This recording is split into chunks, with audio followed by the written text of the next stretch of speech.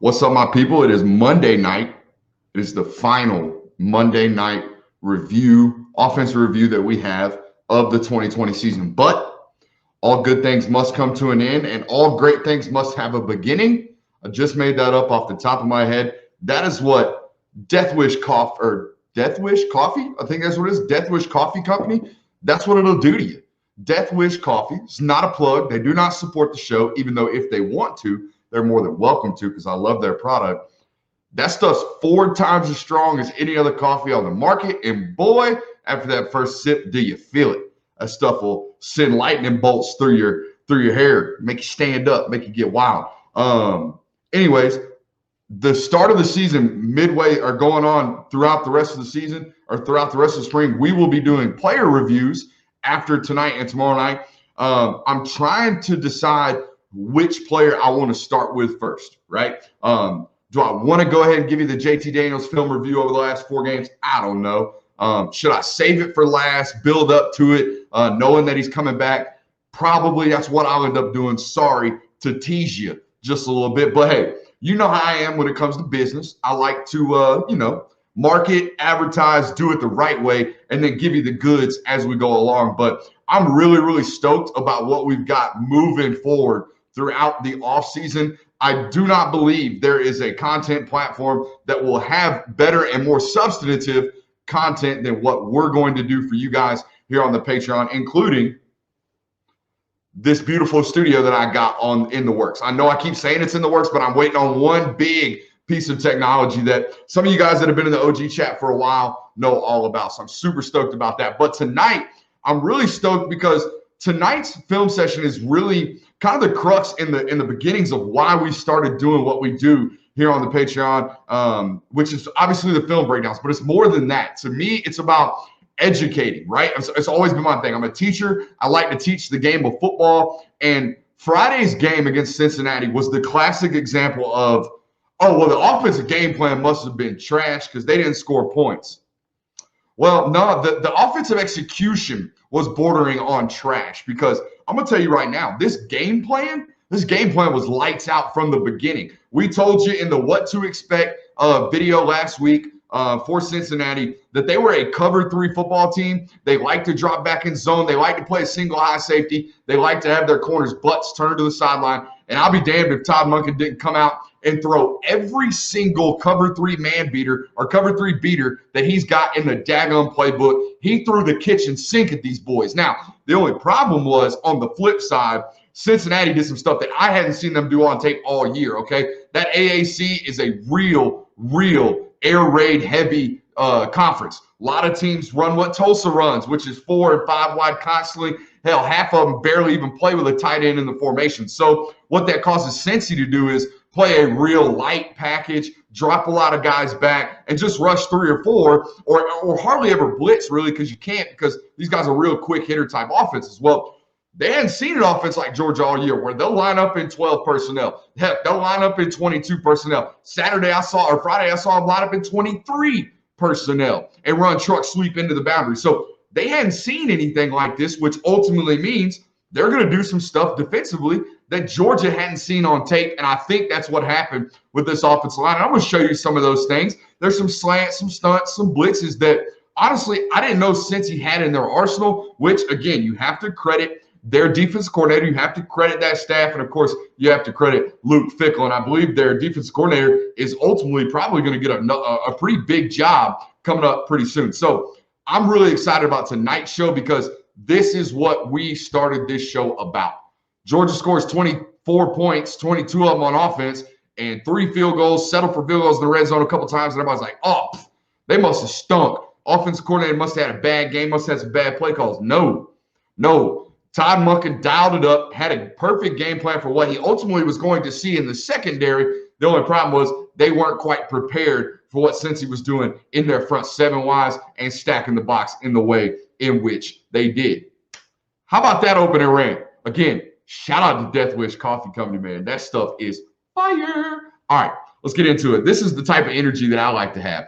Sometimes I get in here, I get a little tired. The day gets me down, all that good stuff. But, man, I like to roll with the highest levels of energy. I believe that's why most of you guys gravitate to what we do here, and plus the community, which, man, we've had a bunch of newbies over there in that Discord chat. And I can't believe for the life of me, and I know I'm ranting a little bit here, but I cannot believe for the life of me that there's over 200 people now in that Discord chat, over 370 people on the Patreon account in general. And I'm going to tell you what, it's not a bad person in there, not a bad apple one. I mean, typically when you have a large sample size like this, there's at least, you suspect at least one turd's going to be in there, right? One guy that's constantly stirring up crap. We don't have that, luckily, as of right now. And I promise you, if we ever do, we'll get rid of it pretty quickly. So it is a vest night, by the way. Brought the backdrop back. Let's grind this tape. All right, here we go. So first things first, off the rip. I mean, off the rip, you see Cincy doing some stuff that we didn't really see him do. Okay, last week when we saw him on tape, they were a bona fide 3-3 football team, right? Hardly ever brought 4 linebackers into the box. They were a bona fide 3-3 football team. Heck, at points, we told you they were a 3-2-6 football team. They would play 3 down linemen, 2 linebackers, and pretty much play their third linebacker as a 6th DB and roll like that and roll coverage and do stuff like that. Well, here we are, opening snap of the game, and they got 3 big old linebackers in there. Number 8's not on the field. That undersized linebacker we talked about all week last week, he's not there, okay? They come out and roll big boy football. They're trying to set the tone and try to match Georgia's physicality on the front 7, and look what happens. Georgia is a little bit caught off guard right here off the rip, okay? First things first, when you are playing a team that may or may not slant, we talked about this against Mississippi State, the worst thing you can do when running inside zone, outside zone, any type of zone run scheme concept, right, where we're on angles, where we're running our track is what coaches talk about all the time. Stay on your track. That's what you have to do. And what it means to stay on your track is you have to keep your shoulders square and you have to keep your eyes in the correct gap at all times. Prime example, Jamari Sawyer doing this right here, turning his back to the opposing sideline where we're running on a 45, running inside zone to the left, where our shoulders and our chest, if anything, should be pointing at the pylon to our left, not to the pylon to our back right.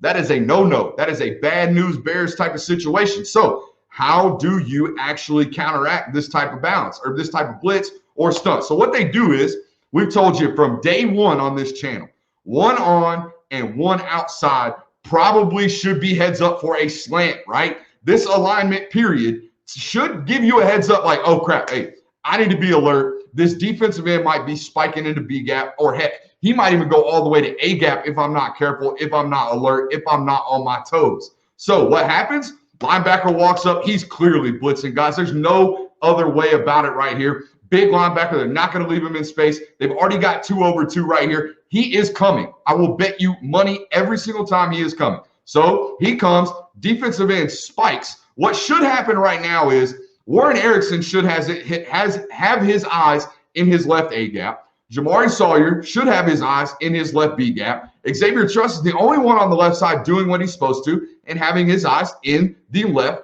C gap. Okay, follow me here. Boom. Jamari Sawyer turns his shoulders, completely bails the mission. The linebacker fills the hole, and then, oh, what's Zamir White supposed to do? Well, the only option is to bounce, okay? And then he bounces and ultimately gets picked up by the corner and the linebacker, okay?